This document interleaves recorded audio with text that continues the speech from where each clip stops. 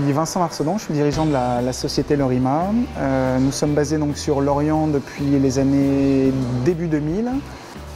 L'intérêt qu'on a à travailler dans ce milieu-là avec de l'expérience et en fonction d'un cahier des charges qui est relativement compliqué pour réussir à honorer justement les mâts qui font le Vendée Globe. On a validé donc les études avec GC Design et autour de ces études, eh bien, on en a sorti un mât et ce mât a évidemment la chance de bénéficier de ce qu'on fait aujourd'hui dans tout ce réseau monocoque IMOCA, de la dernière section de mât qui est la section la plus optimisée aujourd'hui pour ces bateaux-là et tout ce qui va avec, les coûts, les pièces développées, le tube de mât en lui-même, etc., etc.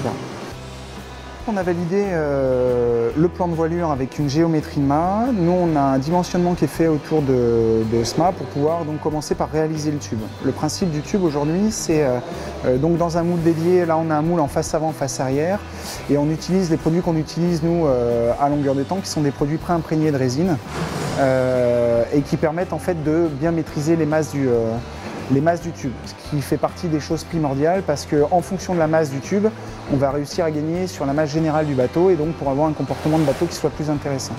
Donc ça veut dire que du jour où on a validé cette étude, on a un plan de drapage qui nous permet donc de draper ce tube-là. Une fois qu'on a fait ce drapage, on le met donc sous vide, on le met dans l'autoclave. Le principe de l'autoclave, c'est d'avoir un meilleur composite donc, et avoir un meilleur résultat mécanique donc, sur les fibres, ce qui nous permet évidemment d'optimiser la masse, qui va toujours dans le même sens. Et après cuisson de ce tube, on va faire tout ce qui est montage sur le mât. Donc c'est le greffage de toutes les pièces, tête de mât, support de winch s'il y en a, pied de mât, vis-mulet. Donc toutes ces pièces sont rapportées sur le mât, les pièces sont cuites en autoclave. Une fois qu'on a finalisé ce montage, on aura fait tout le montage à blanc de toute la partie accastillage qui vient dessus. Et à la suite donc, de tout ce montage, on va en finition. La finition, c'est les enduits, les apprêts et la peinture. Une fois que le mât est peint, il revient dans l'atelier d'accastillage et là on fait le greffage de tout ce qui est rail de mât, bloqueur, réa. Et à la suite de ça, évidemment, le mât est prêt à être livré. En règle générale, sur un mât comme celui-là, on prévoit aux alentours de 5 mois. Là, il s'avère que du fait qu'on soit fournisseur officiel de l'IMOCA et du développement qu'on a fait en parallèle, on peut considérer que le mât a été optimisé et que le bénéfice de cette optimisation, Bertrand en a bénéficié en termes de timing.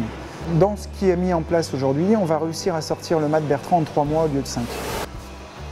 Le mât qu'il va avoir donc, bénéficie donc, de toutes ces dernières innovations, tandis que son mât, ne serait-ce que sur le calcul de structure du mât, ont bien évolué et ne serait-ce que sur la masse du tube, on va peut-être parler de 40 kg de différence.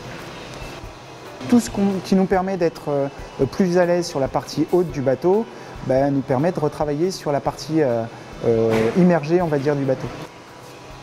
Je suis content de travailler pour l'équipe MACSF et Bertrand.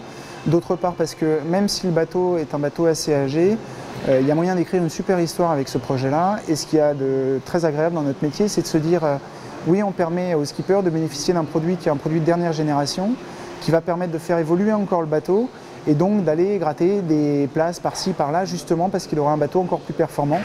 Et ce qui est le plus intéressant, c'est de voir la différence de performance entre ce qu'il avait avant et ce qu'il va avoir demain.